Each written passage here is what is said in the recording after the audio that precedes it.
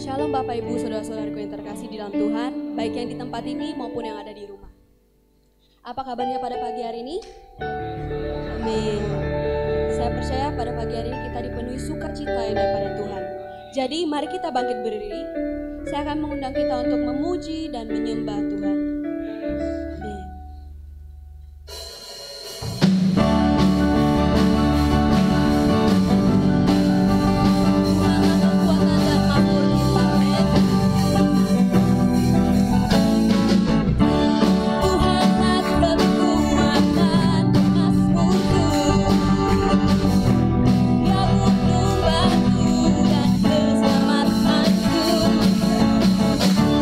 Hanya pada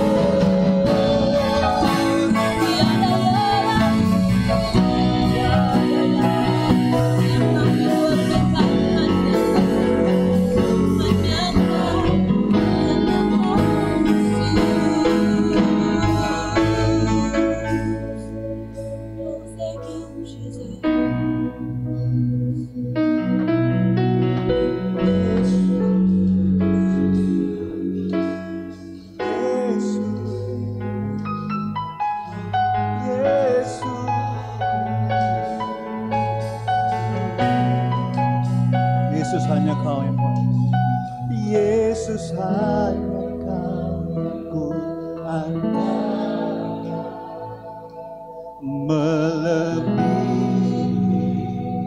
siapapun juga. Yesus hanya Kau yang percaya ya Tuhan. Di setiap waktu tiada lain yang ku andalkan selain Kau. Tiada lain ya Tuhan, tiada lain yang ku andalkan selain Kau. Tiada lain yang ku andalkan selain Kau. Tiada lain yang ku andalkan selain Kau, Yesus.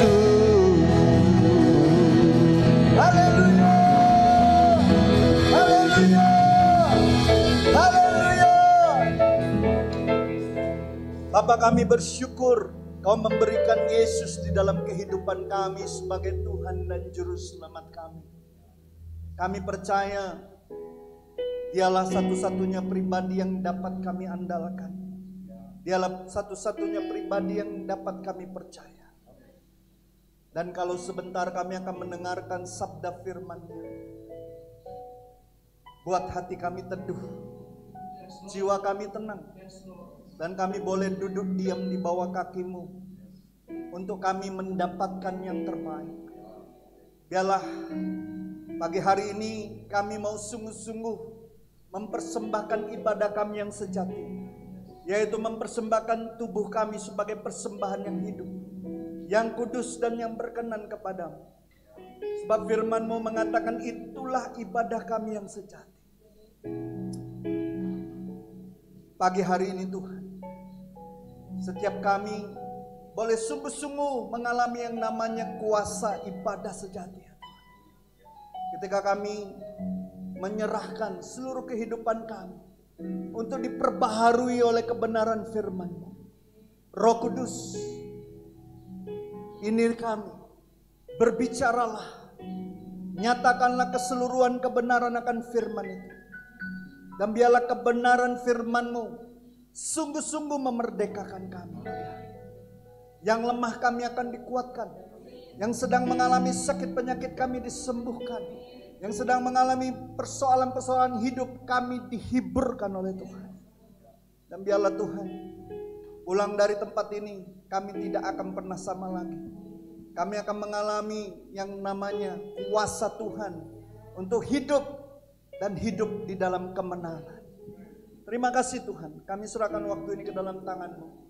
Di dalam nama Yesus yang siap mendengar firman Tuhan, sama-sama saya katakan amin. Amin. Silakan duduk Bapak Ibu, saudara-saudariku yang terkasih. Shalom, selamat pagi. Shalom. Saya percaya ini minggu terakhir di bulan yang ke-10 di tahun 2020 ini, ada sesuatu yang Tuhan akan genapi di dalam pesan Tuhan. Dan bulan ini sepanjang bulan ini kita belajar tentang yang namanya pengharapan. Hari ini saya justru balik ya. Hari ini dari awal kita dengar pengharapan ya, banyak hal yang sudah dibagikan. Tapi hari ini saya mau kembalikan apa sih sebenarnya dasar pengharapan kita? Apa dasar?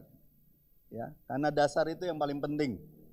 Ya, dasar itu yang paling penting. Karena kalau kita nggak punya dasar di dalam kehidupan kita sebagai orang percaya, nggak ada fondasi, maka yakinlah kehidupanmu akan gampang sekali jatuh bangun. Kehidupanmu akan gampang sekali diruntuhkan oleh perkara-perkara dunia ini. Hari ini judul firman Tuhan saya beri judul dasar pengharapan kita. Mari kita lihat di 1 Timotius 1 ayat 1. Gampang ingatnya. 1 Timotius 1 ayat 1.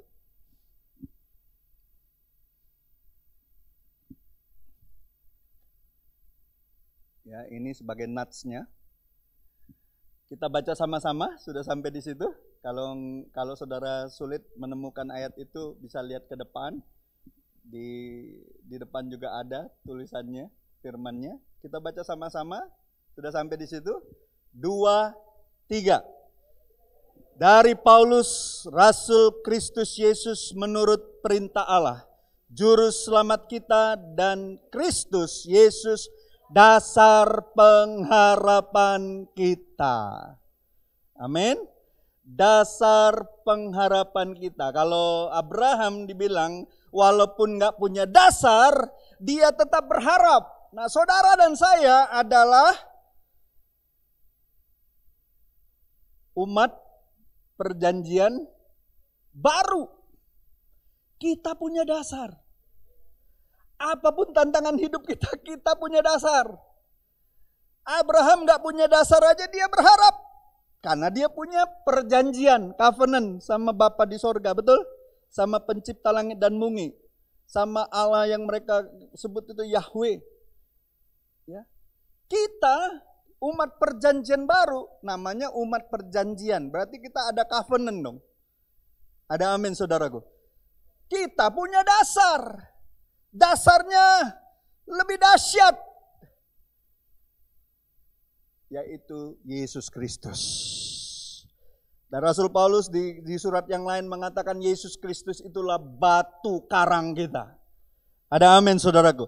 Saudara, kalau bangun hidup ini, kekristenan kita hanya dengan kekuatan kita, hanya dengan kemampuan kita, hanya dengan keinginan kita saja, maka dasar kita sebenarnya gak kuat. Kalau kekristenan kita dasarnya hanya dari keturunan orang tua kita, nenek moyang kita, itu dasarnya gak kuat. Dasar yang hebat itu cuma satu. Yesus Kristus. Ada amin saudaraku. Ya, jadi dasar pengharapan kita, ingatlah, ada persoalan apapun, tantangan apapun, apalagi di masa-masa sulit seperti ini, ya, baik di dalam pekerjaan, sekolah, kuliah, pelayanan, bisnis, apapun. Ingatlah, kita punya dasar yang teguh. Karena ada lagunya. Yesus, kau dasar yang teguh, amanku di dalam-Mu. Yesus, kau dasar yang teguh, ku percaya akan firman-Mu, ku percaya akan firman-Mu. Jadi kalau kita punya dasarnya Yesus, yang harus kita gali apa? Firman-Nya. Halo? Makanya penting sekali firman Tuhan itu. Jangan anggap enteng dengan firman Tuhan. Jangan kekristenanmu berkajangkan dengan penglihatan, tanda dan mujizat saja. Halo? Rasul Paulus mengingatkan itu. Janganlah kepercayaanmu itu berkajang kepada penglihatan-penglihatan. Betul, ada hal yang memang Tuhan ingin perlihatkan sama kita. Halo? Tapi ingat, firman Tuhan katakan gini. Ya, mujizat akan berakhir. Bahasa roh akan berhenti. Tapi firman Tuhan akan tinggal tetap. Ada amin. Langit bumi akan lenyap. Tapi firman Tuhan akan tinggal tetap. Penganiayaan akan selalu terjadi dari masa ke masa. Dari dekade ke dekade bagi orang percaya. Tapi pengharapan kita hanya ada di dalam firman-Nya. Amin. Siapa yang dapat memisahkan kasih Tuhan di dalam kita? Penganiayaankah? Sakit penyakitkah? Bahkan maut tidak dapat memisahkannya. Kita tahu dari mana itu? Firman-Nya. Ada amin saudaraku. Makanya kita harus kuat di dalam kebenaran firman-Nya. Karena cuma satu-satunya yang dapat kita andalkan di masa-masa sulit seperti ini, yaitu ikat janji kita sama Tuhan. Perjanjian kita di dalam kebenaran firman-Nya. Jadi Bapak Ibu, saya mau tanya nih. Menurut saudara, mana yang lebih sulit? Pelajaran SD atau S1?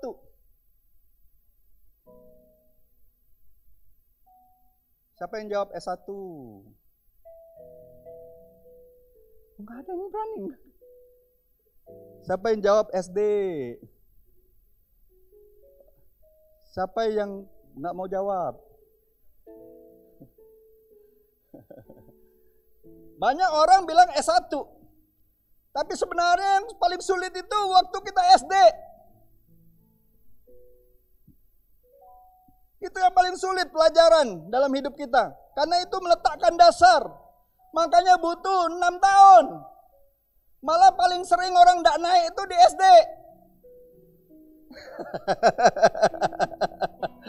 Betul nggak? Siapa yang pernah nggak naik kelas waktu SD? Oh, puji Tuhan nggak ada ya. Kalau zamannya saya dulu banyak yang sering nggak naik kelas. Bahkan 2-3 tahun pun ada yang nggak naik kelas. Teman saya itu. Sudah litingan sama adik saya. Litingan lagi dengan keponakan kita. 3 tahun nggak naik-naik. Ada yang kayak gitu.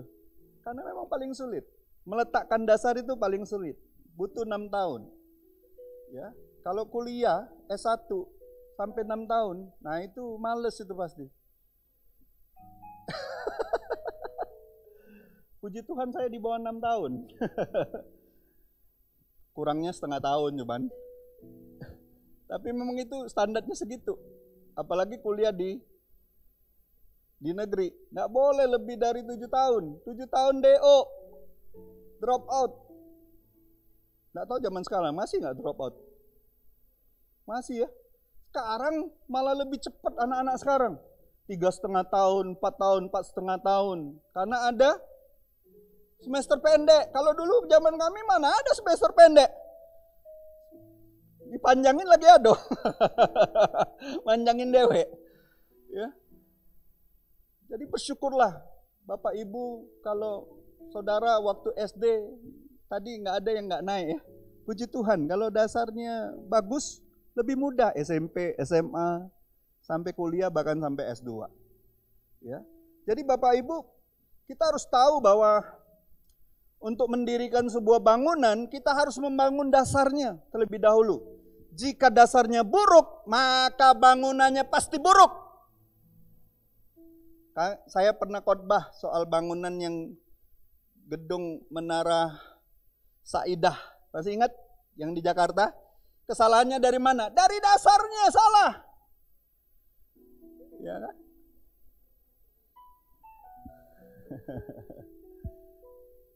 Jadi ingatlah, dasar itu yang paling penting.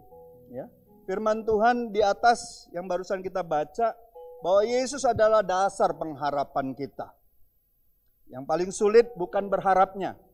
Saya garis bawahi. Yang paling sulit itu bukan berharapnya. Tetapi membangun dasar dari pengharapan kehidupan tersebut, yaitu mengenal Yesus itu. Kita konsisten gak setiap hari membangun dasar kita. Pengharapan kita tuh dasarnya itu terus yang harus dikuatin.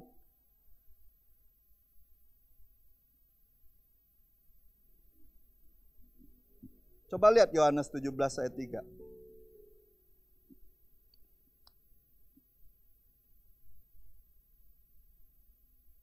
Saudara, berharap itu gak sulit. Membangun pengharapan kita di dalam pengenalan akan Yesus itu yang seringkali orang gagal. Dan itu yang kekal justru. Saudara bangun apa aja pengharapan, oh saya berharap punya ini, punya ini. Saudara bisa berharap apa aja. Tapi membangun dasarnya yang kekal, itu orang gak konsisten seringkali. Saudara lihat Yohanes 17 ayat 3, inilah hidup yang kekal itu.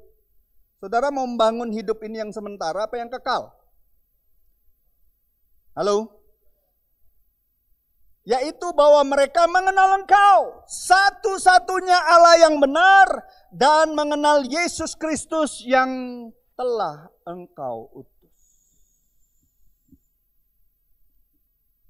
Jadi Bapak Ibu, saudara-saudariku yang terkasih, Jika saudara dan saya mengenal Yesus dengan benar, maka kita punya dasar yang benar, ya. Dasar pengharapan kita benar, maka apapun yang Tuhan sediakan, kita berani untuk berharap. Banyak orang yang salah berharap atau bahkan tidak berani berharap semata-mata karena mereka tidak mengenal siapa Yesus. Jadi penting sekali mengenal Yesus itu. Karena semua pengharapan kita sebagai orang percaya, ya, entah itu keselamatan, entah itu kesembuhan, entah itu kesehatan, entah itu berkat, entah itu kelimpahan, ya, entah itu masa depan yang indah, dasarnya itu Yesus Kristus. Bayangkan kalau saudara hari-hari ini menginginkan kesehatan.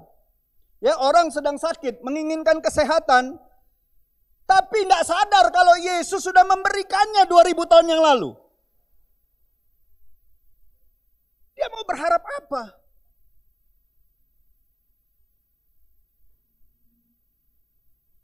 Kita hanya bisa berharap ketika kita tahu ada kepastian di dalamnya. Makanya nggak heran banyak orang Kristen sekalipun, karena pengenalan akan Yesusnya itu kurang, nggak heran ketika dia sakit, dia menjadi lemah, putus asa, nggak berani berharap lagi, nggak berani lagi meminta mujizat terjadi dalam hidup. Padahal Tuhan Yesus sudah sediakan. Ada amin, saudara.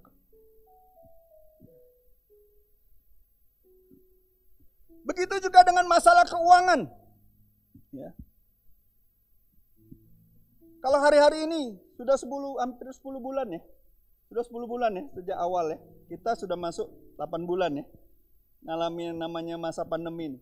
Dan orang mulai banyak kesulitan keuangan hari-hari ini. Betul? Ya bagaimana mungkin ingin berharap keuangannya membaik, ekonominya membaik di masa-masa sulit ini, kalau pengenalan akan Yesusnya kurang. Kalau dia sadar, dia renungkan firman Tuhan, dan Yesus pernah mengatakan, aku datang untuk memberikan hidup dan hidup dalam kelimpahan.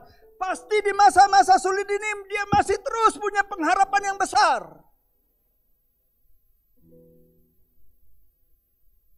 Dia masih bisa memuji Tuhan.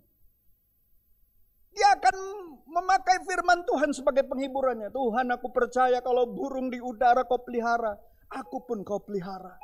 Tuhan, aku percaya kau datang untuk memberikan hidup dan hidup dalam kelimpahan. Kelimpahan akan sukacita, kelimpahan akan pujian, kelimpahan akan kesehatan, kelimpahan untuk aku boleh mempunyai kekuatan untuk bekerja. Jangan berpikir uang dulu. Jangan berpikir materi dulu. Kelimpahan itu di dalam segala hal. Malah Allah itu berjanji kepada Israel.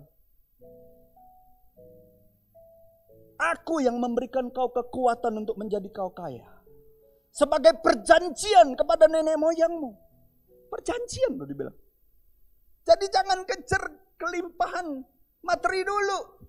Kejarlah kekuatan yang dari Tuhan.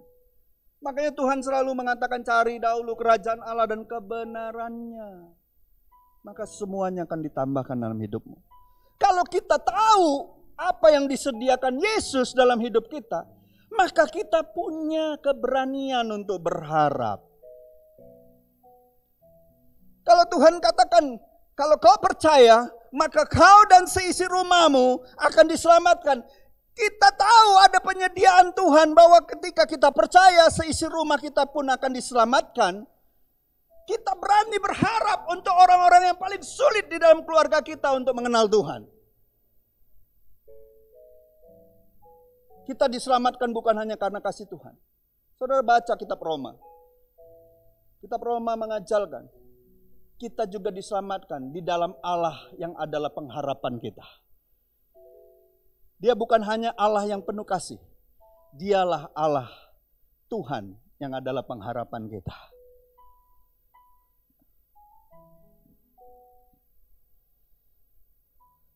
Saudara, hati-hati. Pengenalanmu akan Yesus itu akan menentukan apa yang kau harapkan dalam hidup ini. Pengenalanmu akan Yesus akan menentukan seberapa jauh kau berani untuk menerima setiap janji-janji Allah. Kau enggak ragu, kau tetap berani untuk memintanya. Ada amin, saudara. Ya. Jadi membangun sebuah dasar itu memerlukan waktu lebih lama dibandingkan membangun bangunannya. Ya, itu sendiri. Itu sebabnya kita perlu waktu. Setiap kali kita rindu mengenal Yesus lebih lagi, kita perlu waktu. Anda nggak mungkin, Anda dan saya nggak mungkin mengenal Yesus lebih dalam lagi kalau dengan cara sesekali saja atau seminggu sekali hanya dengar firman, nggak bisa, saudaraku. Ya, dengar firman ke gereja, persekutuan, nggak bisa hanya seminggu sekali.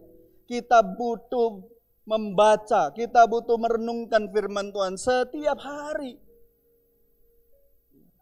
Inilah cara kita terkoneksi dengan Sang Pemilik kehidupan kita.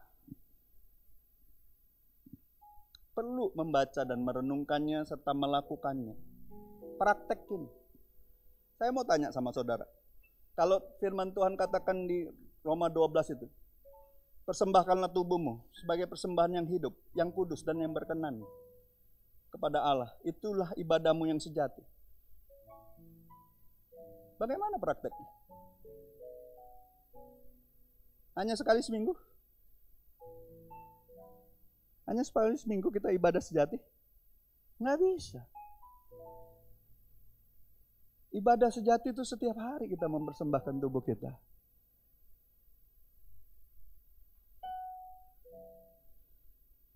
Pada akhirnya waktu kita ke sorga, apa yang kita alami? Ibadah. Sepanjang umur hidup kita, sepanjang masa kita beribadah, ngangkat tangan memuji dan menyembah Tuhan. Kalau kita setiap hari malas beribadah kepada Tuhan, hanya pengennya seminggu sekali, bagaimana mungkin kita punya kedalaman akan pengenalan kita akan Tuhan? Nggak mungkin. Nggak mungkin. Kita butuh persekutuan dengan Tuhan setiap hari. Dan kita butuh persekutuan ibadah kita dengan sesama kita. Saudara baca jemaat mula-mula. Di mana ada gereja yang memang ibadah sejati hari ini? Nggak ada lagi. Gereja mula-mula lah yang mempraktekkan ibadah sejati. Setiap hari mereka ketemu. Baik di bait Allah maupun di rumah. Ada gereja seperti itu hari-hari ini. Siapapun nama gereja itu. Ada yang seperti itu. Nggak ada lagi. Sekarang seminggu sekali pun udah susah orang. Diajak ketemu aja, komsel aja susah. Jadi nggak ada gereja yang berani mengklaim dirinya betul-betul gereja yang sejati. Kalau mau jadi gereja sejati, kembali ke gereja mula-mula. Itu yang dipraktekkan. Praktek mereka setiap hari, betul? Pengajaran rasul-rasul, tanda dan mujizat terjadi, betul? Mereka perjamuan kudus setiap hari.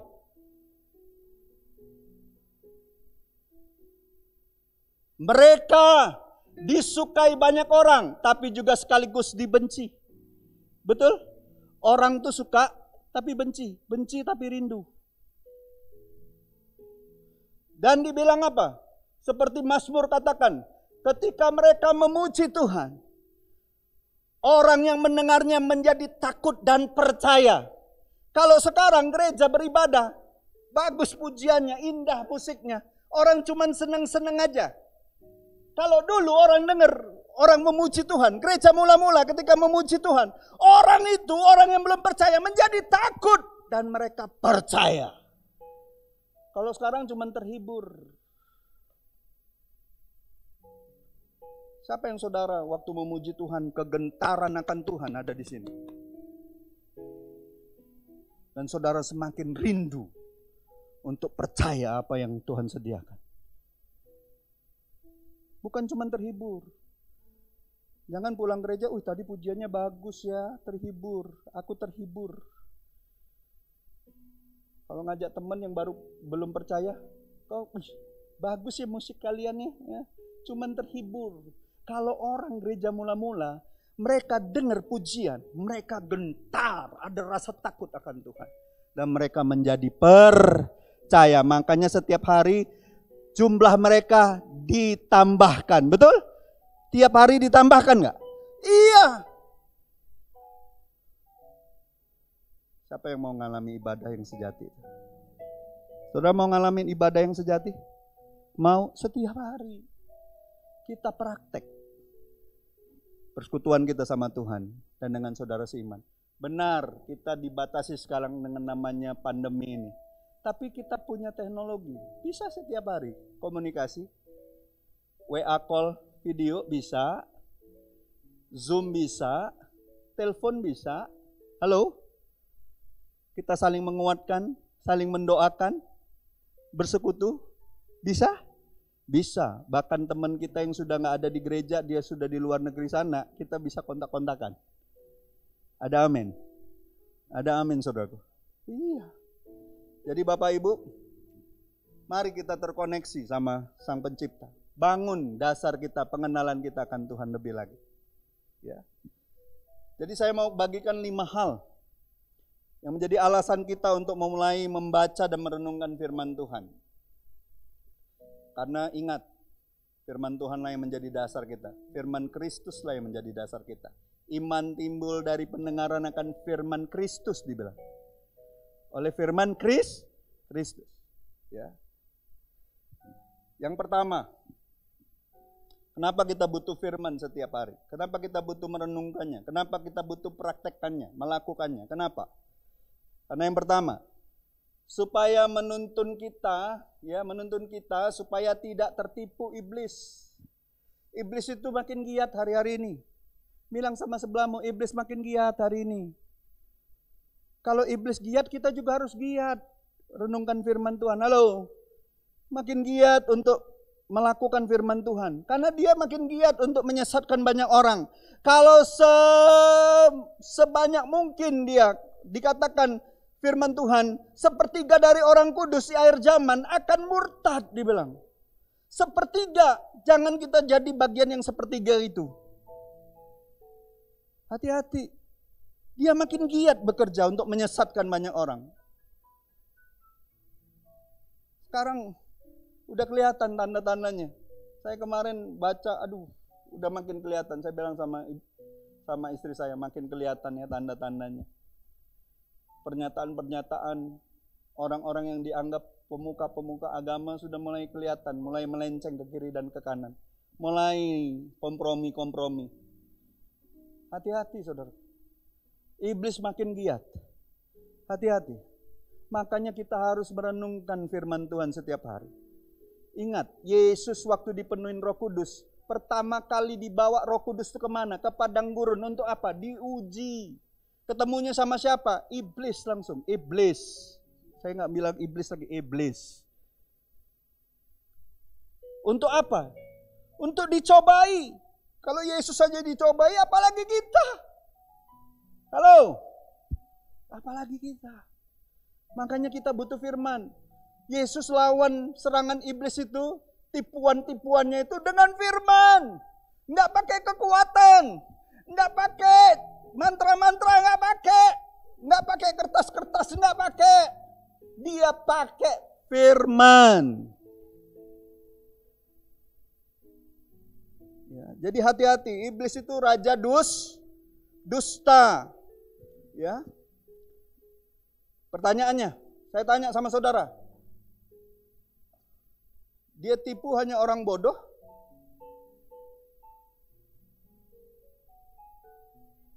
Tadi saya baru cerita sama Pak Yohanes.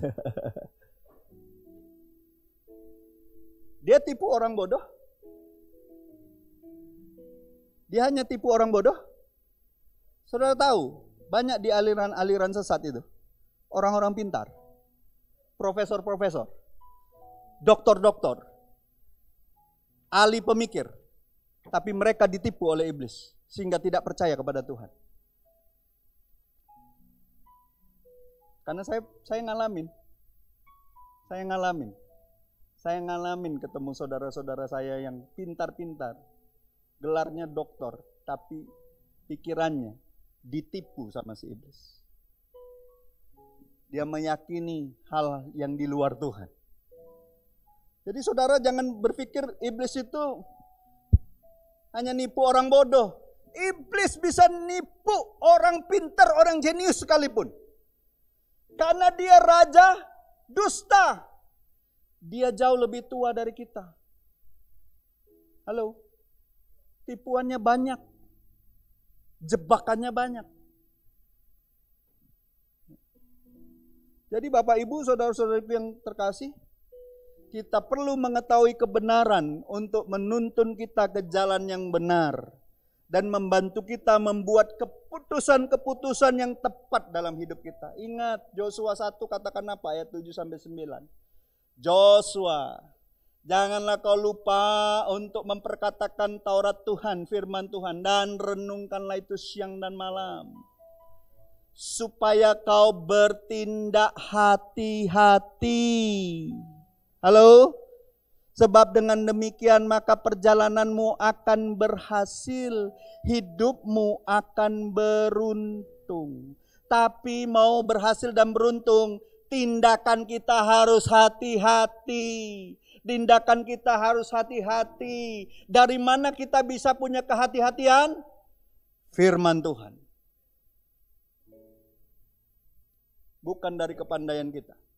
Ingat, iblis bisa tipu pikiran kita. Halo? Kita pikir itu baik. Ingat, Amsal sudah mengingatkan, banyak jalan yang disangka lurus, ujungnya maut. Hati-hati. Itu yang pertama. Yang kedua, kenapa kita perlu renungkan firman siang dan malam? Di hari-hari ini. Supaya dasar kita makin kuat. Yang kedua, untuk mengenal pribadi Tuhan. Cara termudah untuk mengenal dan intim kepada Bapa Sorgawi adalah melalui firman-Nya. Yohanes 1 ayat 1 sudah jelas. Sudah jelas sekali di situ. Ya, mengatakan gini, pada mulanya adalah firman. Firman itu bersama-sama dengan Allah. Dan firman itu adalah Allah itu sendiri. Waktu kau baca firman, waktu kau merenungkan, kau sedang bersekutu dengan Bapa di sorga. Kalau kau mengenal aku, kata Yesus, kau mengenal Bapa di sorga. Ya. Dan waktu kita bergaul dengan kebenaran firman Tuhan, sebenarnya kita sedang membangun hubungan intim kita dengan Bapa di surga.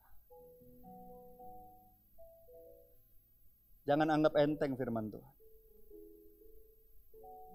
Orang yang anggap enteng firman Tuhan akan mendapat kesulitan-kesulitan dalam hidup. Ingat,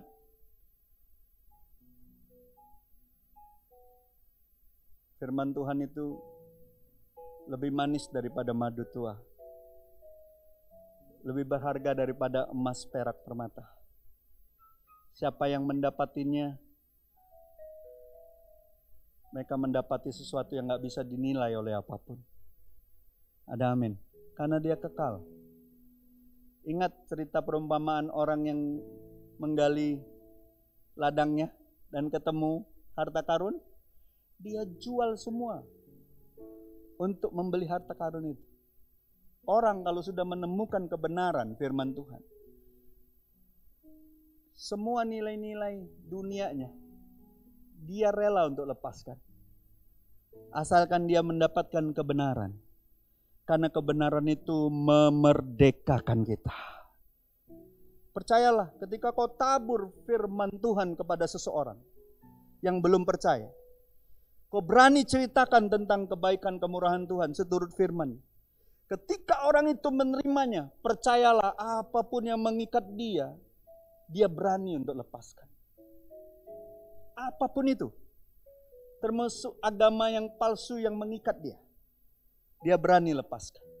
Karena dia menemukan kebenaran. Dan kebenaran itu memerdekakan dia. Ada amin, saudara?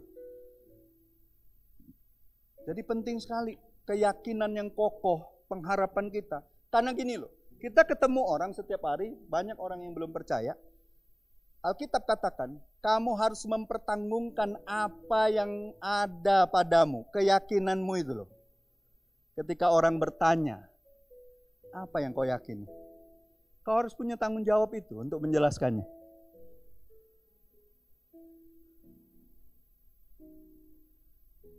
Ingat gak berapa minggu lalu, semua makhluk sedang menantikan anak-anak Tuhan untuk dimuliakan.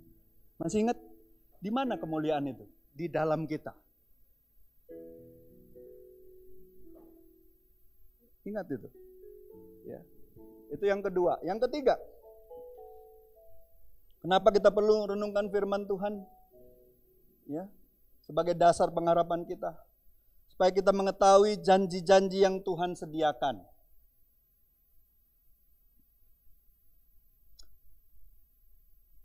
Saya nggak tahu ya. Banyak orang Kristen itu cenderungnya gini loh. Banyak tahu janji masuk sorga ketika mereka percaya kepada Yesus. Padahal di Alkitab ada begitu banyak janji Tuhan yang bisa kita harapkan. Bukan hanya sorga. Halo. Banyak janji Tuhan yang bisa kita harapkan. Baik itu kesembuhan, kesehatan, saudara bisa lihat itu. Ya, saudara bisa baca di Yeremia ada, di surat Petrus ada, di banyak firman Tuhan mengatakan janji-janji Tuhan atas kesehatan dan kesembuhan. Ya, ada janji rumah kita akan diberkati. Siapa yang percaya rumahmu ketika engkau pegang janji Tuhan, firman Tuhan setiap hari rumahmu diberkati? Bukan hanya hidupmu, rumahmu diberkati. Ya.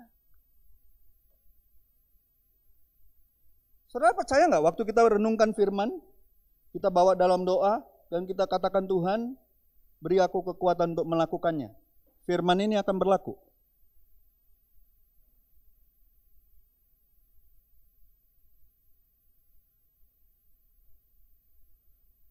Hidupmu bukan, kau benar bukan karena dirimu. Kau dibenarkan oleh Tuhan. Dan firman Tuhan membenarkan hidupmu. Yesus pernah bilang gini sama murid-murid. Kau dibersihkan oleh firman Tuhan. Setiap hari. Air hidup itu adalah firman.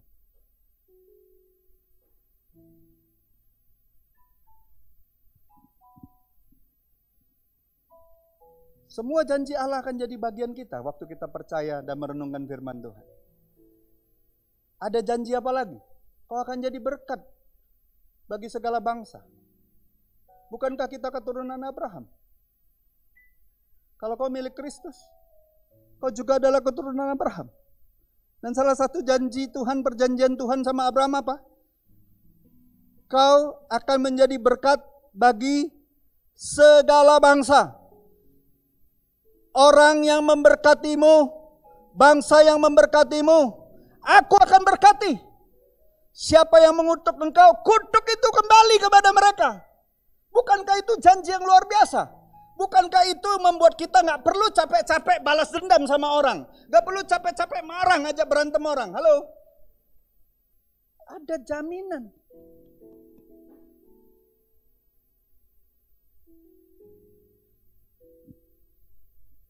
Siapa yang percaya waktu saudara renungkan firman Tuhan, ada janji engkau panjang umur. Kayaknya gak mau panjang umur nih banyak. Siapa yang mau panjang umur? Ada kan di Amsal 3 ayat 2, ada janji panjang umur. Karena panjang umur dan lanjut usia serta sejahtera akan ditambahkannya kepadamu. Kan janji Tuhan gini, cari dahulu kerajaan Allah dan kebenaran, maka segala sesuatu akan ditambahkan. Nah, salah satunya ini. Saudara percaya nggak?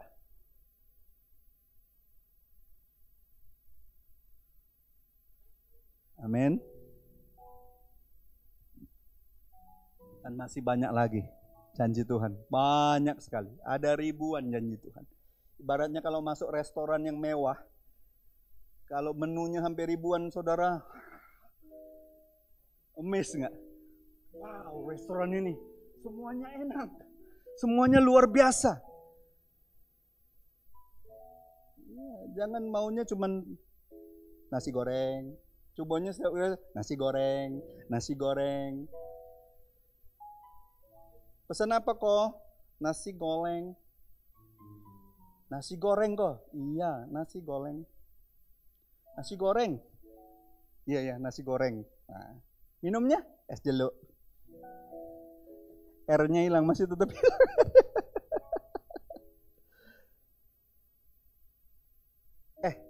Kalau kita tahu, saya mau tanya nih, siapa yang pernah ke restoran dan tahu bahwa di sana banyak makanan yang enak? Apa saudara hanya terus pesen makanan yang sama? Halo? Saudara ingin nggak coba yang lain? Ada amin nggak? Coba yang ini.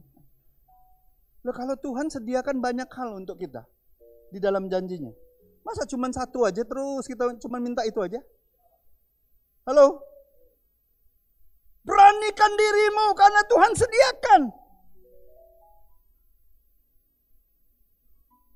Tuhan sediakan kok. Kita nggak pasal Tuhan, Tuhan sudah sediakan. Bagi kita yang percaya.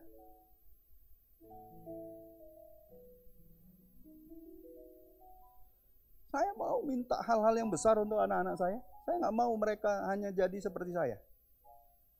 Ada amin. Mereka akan jadi berkat bagi bangsa-bangsa. Mereka akan pergi sampai ke ujung-ujung bangsa.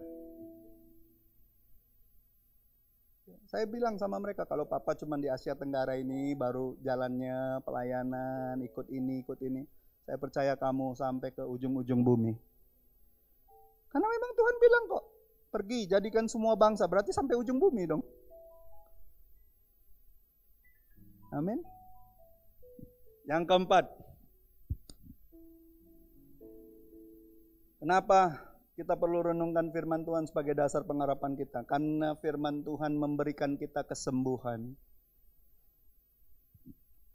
Ketika kita merenungkan firman Tuhan, membacanya, pada dasarnya kita sedang bergaul dengan Sang Penyembuh. Dan Tuhan bukan hanya sembuhkan kita, Tuhan rindu pulihkan kita. Ada amin? Ada amin? Saudara, pernah nggak saya di grup jemaat saya pernah kirim keuntungan orang yang membaca firman Tuhan? Pernah lihat videonya? Salah satunya, kalau orang sering renungkan firman Tuhan, pikirannya lebih tenang, denyut jantungnya lebih teratur, emosinya lebih stabil, tekanan darahnya sehat. Nggak percaya, saudara praktekkanlah. Praktekkan. Renungkan firman Tuhan. Karena Tuhan itu Allah penyembuh kita. Dia Jehovah Rafa kita. Dia mengatakan kepada Israel, akulah Allah penyembuhmu. Ada amin saudaraku. Kalau dia nyatakan itu kepada Israel umat pilihannya, kita juga Israel umat pilihannya karena Yesus. Tiap kali kita merenungkan dia, dia juga menyatakan akulah penyembuhmu, akulah pemulihmu, akulah yang memberikan kau kehidupan yang sehat. Kita harus pegang itu. Coba lihat Amsal 4 ayat 20 dan 22 sampai 22. Hai anakku, perhatikanlah perkataanku, arahkanlah telingamu kepada ucapanku. Janganlah semuanya itu menjauh dari matamu. Simpanlah itu di dalam lubuk hatimu. Karena itulah yang menjadi kehidupan bagi mereka yang mendapatkannya. Dan apa?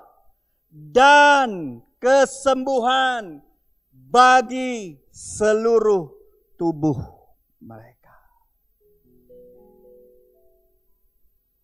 Kalau orang sudah nggak ada harapan lagi hidup karena sakit, dokter sudah vonis dia pasti lewat dalam waktu dekat. Bagikan ayat ini. Dia bukan hanya sembuh Dia akan punya pengharapan bukan hanya sembuh secara jasmani. Tuhan akan buat dia sembuh jasmani, rohani, jiwa, raga. Bahkan kalau dia pun dipanggil, dia sembuh untuk selama-lamanya. Karena dia bertemu dengan Yesus pencipta hidupnya. Dan dia memperoleh hidup yang kekal. Tidak lagi ada air mata di sana. Tidak ada lagi sakit penyakit. Tidak ada lagi keluhan. Makanya bagi saya kalau saya nginjilin orang yang sudah mau meninggal ataupun sudah sekarat, itu paling enak. Saya bagikan dua hal aja. Pak, Bu, ada dua kemungkinan. Bapak sembuh secara jasmani, Tuhan sembuhkan secara ilahi, sembuh. Atau Bapak sembuh untuk selama-lamanya.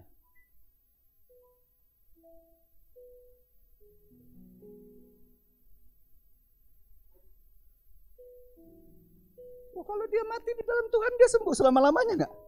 Sembuh enggak? Halo? Kalau dia terima Yesus sebagai Tuhan dan Juru Selamatnya, dia sembuh enggak selama-lamanya? Enggak ada lagi sakit penyakit, enggak ada lagi air mata, enggak ada lagi keluh kesah. Ada amin? Bagikan.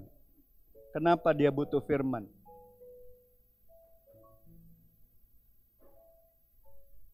Siapa yang mau tetap sehat semasa pandemi ini? Ini ayat. Ini ayat jadi dasar kita. Jangan menjauh daripada firman Tuhan. Renungkanlah itu. Itu akan menjadi kesembuhan bagi seluruh tubuh kita. Kalaupun ada sakit penyakit yang mencoba masuk, Tuhan langsung sembuhkan. Ada amin? Ya, jangan takut, jangan gentar. Terakhir, kenapa kita butuh dasar pengharapan di dalam kebenaran firman Tuhan? Yang terakhir, menyadarkan kita bahwa kita bukan Tuhan. Ingat, orang kalau sudah nggak butuh firman lagi, dia malas baca firman, dia sedang berjalan dengan kekuatannya sendiri. Dia nggak menganggap dirinya sendiri itu Tuhan. Hati-hati, terkutuklah orang yang mengandalkan kekuatannya sendiri, yang mengandalkan kekuatan manusia. Ya, kita harus tahu bahwa ketika kita renungkan firman Tuhan, kita membaca, kita sedang menundukkan diri kita kepada Tuhan. Langit adalah tataku, kata Tuhan. Bumi adalah pijakan kakiku. Waktu kita renungkan firman Tuhan, kita sedang ada di mana? Ada di mana? Di bawah kaki Tuhan. Seperti Maria di bawah kaki Tuhan. Saudara percaya kita akan dapat yang terbaik dan Tuhan berdaulat atas hidup kita. Kita sadar bahwa kita bukan Tuhan. Kita butuh Tuhan. Ada amin, saudara. Tanpa Tuhan manusia cenderung menuhankan dirinya sendiri. Seringkali kita berpikir pemikiran, cara, pengalaman kita adalah yang terbaik. Orang yang jarang membaca dan merenungkan firman Tuhan membuat dia lupa bahwa kita ini buatan Allah. Diciptakan dalam Kristus Yesus. Kita ini buatan Allah, diciptakan di dalam Kristus Yesus. Kita bukan Tuhan. Walaupun di Kejadian 1 dikatakan apa? Kau diciptakan serupa dengan gambaran Tuhan. Tapi kita bukan Tuhan.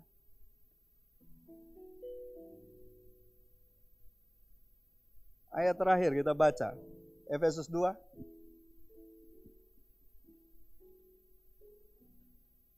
Ingat.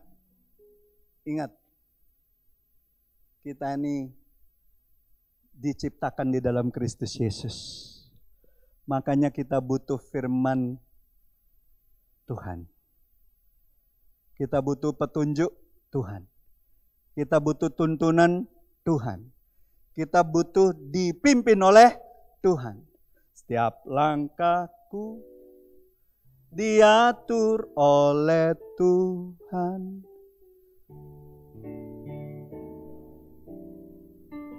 Menuntunku di tengah bang menakutkan, hatiku tetap tenang teduh. Setiap langkahku, ku tahu Tuhan yang pimpin. Di tempat tinggiku Dia, hingga sekali nanti aku tiba di rumah yang bakal. Siapa yang mau tiap hari dituntun oleh Tuhan? Ini firman-Nya. Karena kita ini buatan Allah, diciptakan dalam Kristus Yesus. Untuk apa? Untuk melakukan pekerjaan yang baik, yang dipersiapkan Allah sebelumnya. Bahkan sebelum dunia dibentukkan, saudara dan saya sudah dipersiapkan hal-hal yang baik. Ada amin? Kalau Tuhan sudah persiapkan hal yang baik, bukankah kita punya pengharapan? Ada amin? Ia mau supaya kita hidup di dalamnya. Di dalam apa? Di dalam segala penyediaannya itu loh. Segalanya sudah disiapkannya untuk kita. Supaya kita bisa melakukan hal yang baik. Bukankah itu pengharapan? Coba lihat orang kiri kananmu. Saudara percaya enggak? Tuhan sediakan hal-hal yang baik dalam hidupnya. Suatu saat, saudara dan saya akan kaget atas orang di kiri kananmu. Dia bisa dipakai Tuhan melebihi apa yang kita lihat sekarang. Bahkan jauh melebihi apa yang kita bisa bayangkan. Ada amin? Siapa yang mau sungguh-sungguh, saudara, mulai hari ini pengenalanmu akan Tuhan akan bertumbuh dengan pesat. Ada amin? Saudara mau bertumbuh di dalam pengenalan akan Tuhan? Amin? Ada amin? Mari tundukkan kepala dan kita akan berdoa.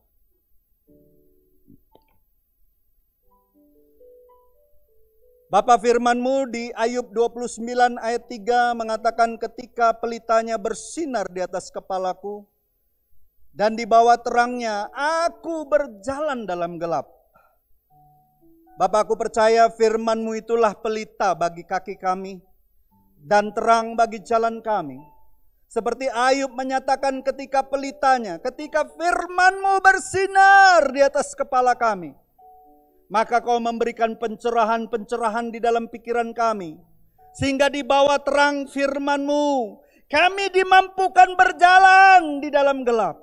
Di masa-masa sulit, di masa-masa lembah kekelaman, kami tidak takut. Sebab pikiran kami, hati kami, roh kami, jiwa kami diterangi oleh kebenaran firman-Mu. Bapa, ingatkanlah kami selalu untuk hidup di dalam kebenaran firman Kristus Yesus.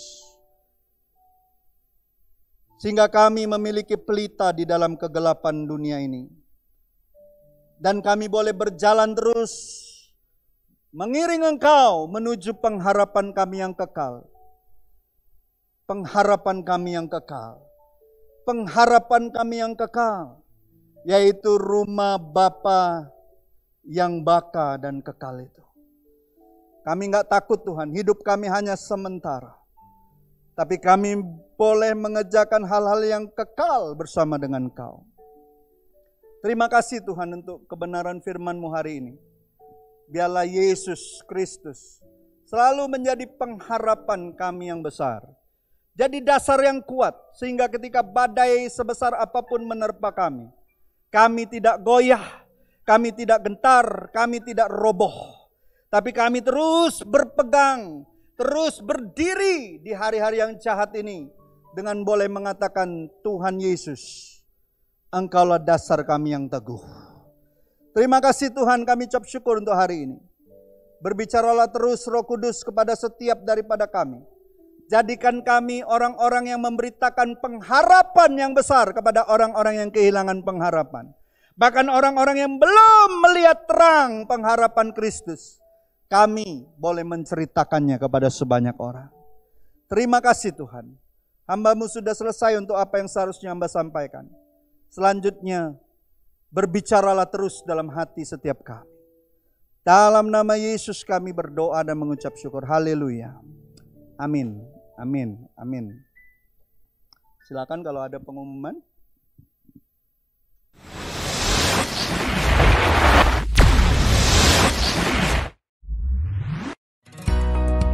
Sehelai di rambutku tak akan terjatuh tanpa seizinmu, Tuhan. Halo Jemaat City Blessing Palembang, selamat pagi, selamat hari Minggu. Kita percaya kita ada hari ini karena seizin Tuhan, dan kita patut mengucap syukur dengan kata-kata yang memuliakan Dia. Amin. Yes, saatnya kita memberi. Tuhan senang loh pada orang yang memberi dengan sukacita. Saatnya kita memberi melalui rekening ini.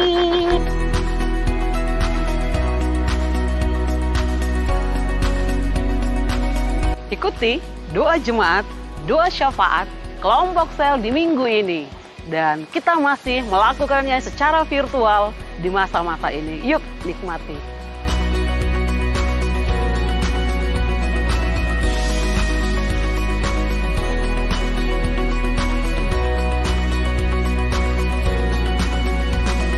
Mari kita dukung dan doakan perintisan jemaat di Kota Jambi dan Muara Bungo, serta Compassion Ministry di City Blessing Palembang.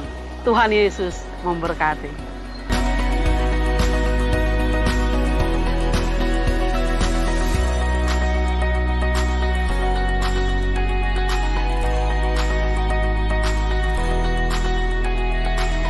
Selamat ulang tahun bagi yang mengingat hari lahirnya di minggu ini. Jangan sampai lupa.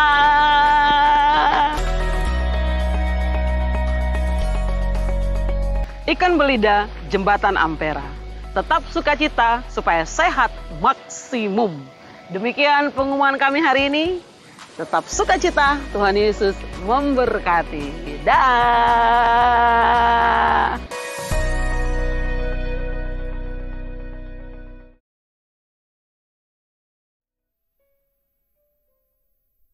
Dan tutup ibadah kita dengan kita akan berdoa berkat. Mari Bapak Ibu saya undang bangkit berdiri.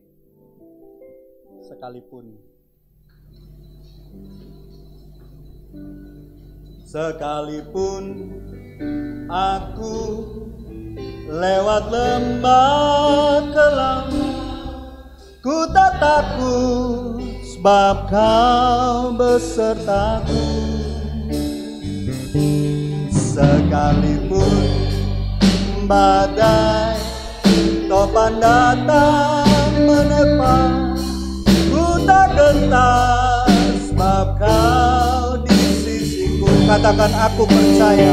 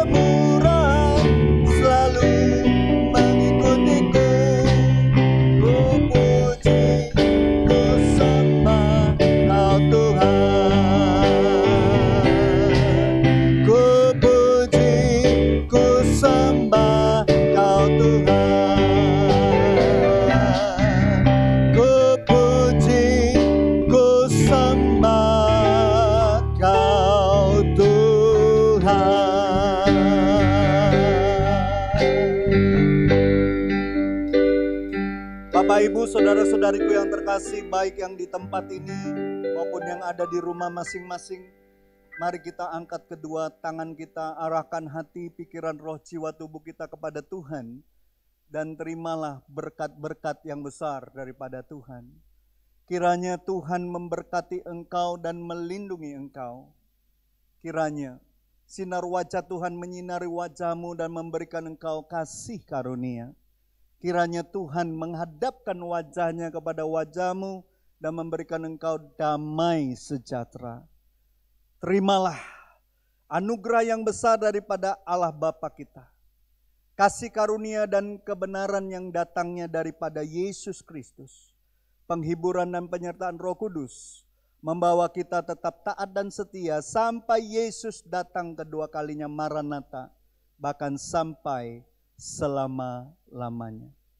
Kita tutup doa berkat ini dengan kita bersama-sama dengan iman berdoa sebagaimana Yesus ajar kita berdoa.